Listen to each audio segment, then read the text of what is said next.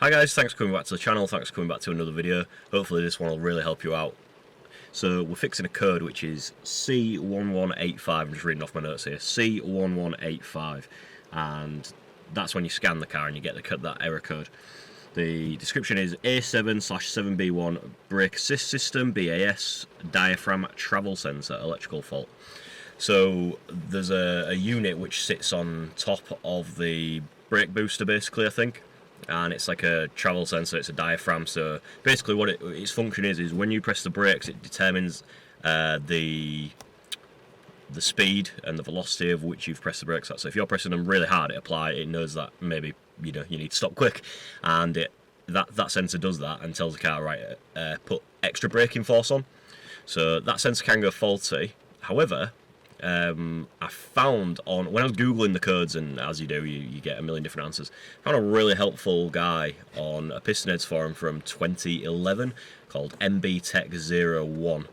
So that's this guy here, and basically what happened was he described that, well, I'm guessing he was a Mercedes tech, and he said that it can actually be the ESP module has a big connector block going into it with loads of sensors, obviously plugged in, and loads of wires going into it, and Mercedes themselves know that the certain pins in this, pins 3, 5 and 7, break down. So he said that here, as you can see. So what you need to do is they actually produce a repair kit because it was this common. And the part number for that is he helpfully provided, and I spoke to my local Mercedes dealership where I've got a friend in parts, and he said, yeah, we'll order that in from Germany, and it still exists, and it's what you've described it as. So the code for that is A203 540 56 33. I'll put it up in the, well, it'll be on screen anyway while I'm showing you the forum post. So massive thanks to this guy, because that really helped me out. Fingers crossed it should fix it at the end of this video. So I ordered the kit, and it's basically a couple of terminal pins that go in the connector block with a couple of lengths of wire basically attached to them, obviously. So the plan for today is to get out there, find this connector block, D-pin pins 3, 5 and 7, splice, well, cut them open and re-splice these repair kit wires into it, and then plug them back into the connector block, and fingers crossed that should solve my issue. So the issue you might be having, the reason why I might get code C1185, is basically my car went into limp mode, and my transmission needs doing as well anyway. The conductor plate needs changing and servicing, and the gearbox needs servicing, which I'm going to do tonight actually. After this, I'm going to borrow a friend's ramp to do that after he's finished work.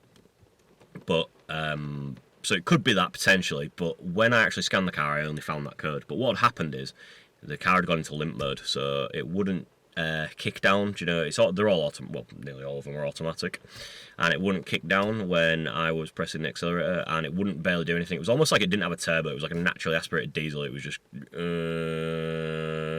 through the rev range.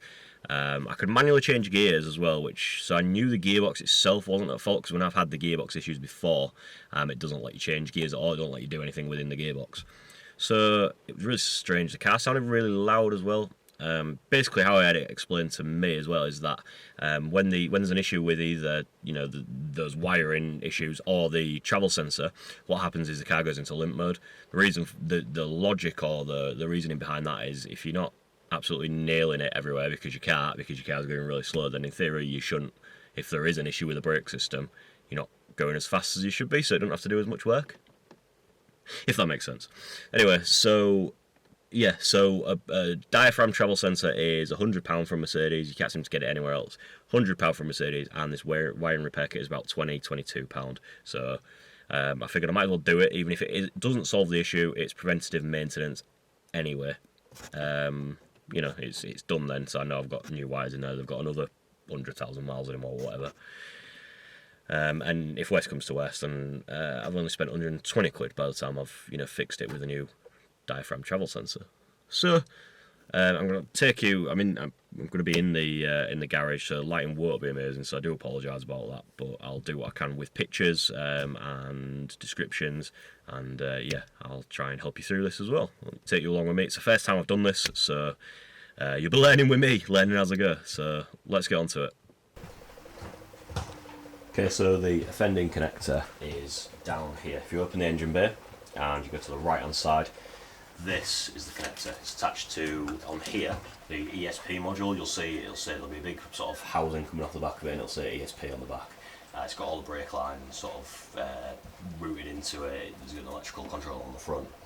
So what happens, like I mentioned in the intro, is some of the pins on the wires in here start to break down, and I don't know whether it's because of the design or what, but they start to break down, and they need to be replaced. To get this connector off, what you do is you pull this big thing up at the top, keep pulling it, wiggle the connector a bit, pull it, wiggle the connector a bit, pull it, and eventually it's on tracks and it's meant to ride its way out, but it can be a bit stiff.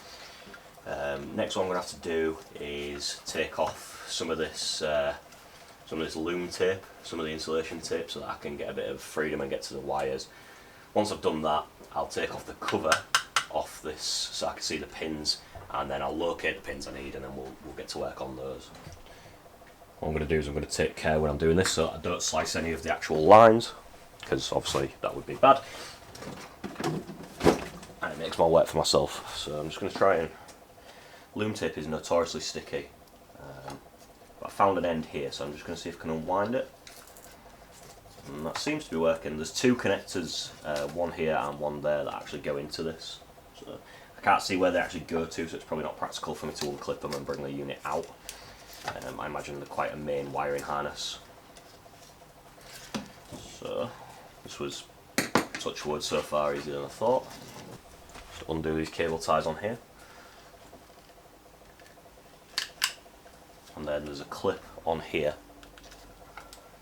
I know it's not super clear, but I can't get really close with the camera due to being able to actually work on it.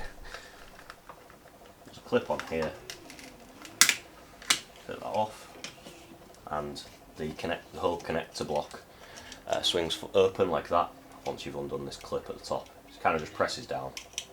So now that's open, you can get at the individual wires. I'm going to see if you can take those out any further. Okay, so I'm just going to bring you in here a sec because I've figured out how to get in at the pins. So once you've got the connector like this, turn it over, and there's this cover on it. I'm trying to hold this. There's this cover on the back here. It'll look like this, but obviously this will be more down. You put a flathead just under at the edge and here, and the same on the other side, and it just pops off, and there you can actually get in at the pins and start to deep-in them, because you can get in at the sides of them and deep-in them. So I'm going to do it that way, which is the correct way and much easier. So I'm going to deep-in 3, 5 and 7, and then I'm going to bring you back in and show you what we're doing next. God, I could really do some better lighting in here. Anyway, here's the part number again. It's A203 540 56 33. I'll put it in the description as well, and I mentioned it earlier on in the intro as well. So A203 540 56 33.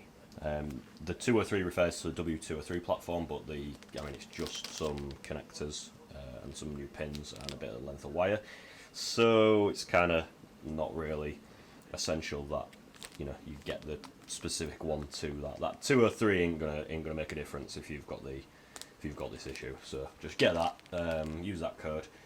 Mercedes have to order it from Germany, so it can take a couple of days, and yeah, then you're ready to go on with a fix. So I've deep-in the connectors. I've labelled them. Got them out here. What I'm going to do is I'm going to strip back the loom that they come off a bit further, because these lengths of wire are pretty long. I'm going to try and utilise as much of the new length of wire. We don't know where the break is, we don't know where the issue is, so they'll probably include this length for a reason. So I'm going to strip it back that far and then resolder them from there. So let me do that, and I'll come back to you when we're soldering. Okay, so I've cut one of the wires back, pin 3. What I did was I took the repair kit wire, put it in the terminal, gave myself a bit extra just in case anyway, or in the connect block, sorry, and gave myself a bit extra. Twisted the wires together, and I'm going to solder them in a sec. As I mentioned in the intro, there is another possible solution, which is a little sensor attached to the brake booster, but given that part was £100 and this repair kit and doing it anyway was £20, and it's preventative maintenance anyway, because if these pins are prone to go in so much that Mercedes have released a kit, and at least it's done, I'll do this first, go for a drive. When I go to do my transmission tonight, I will clear the codes anyway, and we'll see if it ever reappears or anything. So let's get on with this, let's solder it in, and I'll come back to you when we're done and show you how it's ended up. Really nice and heavy now. Good job I got it in the garage. So yeah, that one had to be electrical tip because the heat shrink didn't go very well, but I've connected all of them into the pins, or into the connector block, sorry, the black thing at the bottom there. Ran them, I've left a bit extra just in case, I can always tuck it out of the way, and then soldered them down there, make sure they're nice and strong connections, and then heat shrunk, like I say, apart from the exception of that one, heat shrunk all the connections. So now, all I need to do is put the the connector block back together,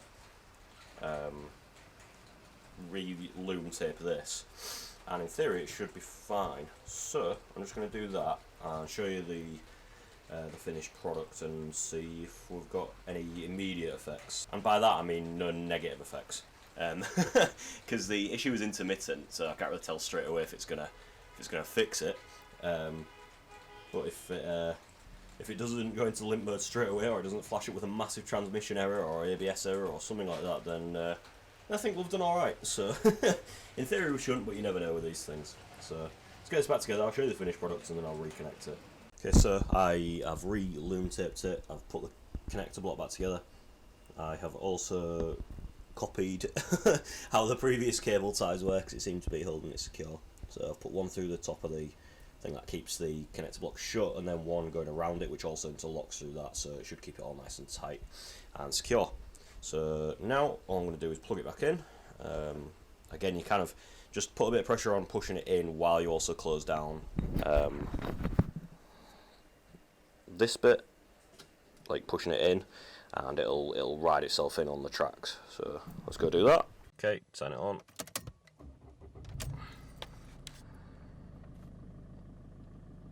There's no weird errors, so that's good. So I guess time will tell to see if this fix has worked. By the time I get around to editing this, I probably should have a good indication. I'm also going to do the transmission tonight. Shut up.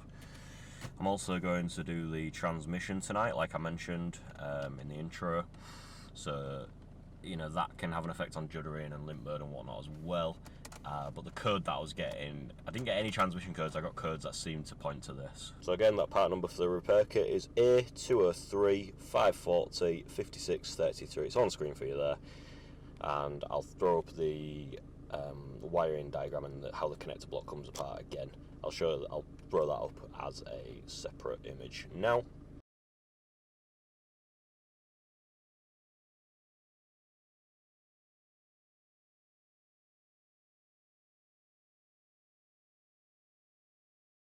So you can pause on that if you want, and obviously have a look at that. That actually helped me in finding out how to take that connector block apart to get in at where the pins are seated, and how to depin them and consequently repin them. So yeah, let's see if that's helped. But I haven't seen a video on this. I thought it might be. I know the lighting isn't great. I'm in the garage because the weather in England is, well, not as good as English weather in the middle of summer, so I couldn't really help that. What I will do is I'll try and brighten up a bit in post-prod, and we'll do the best we can with the information we've got. Hopefully with the images that I've put in as well, you should be able to fix it. So yeah, if that helps you at all, thanks for watching. Please give the video a thumbs up, please subscribe. We're climbing in subscribers, so really appreciate all the support, and I'll see you guys for the next one.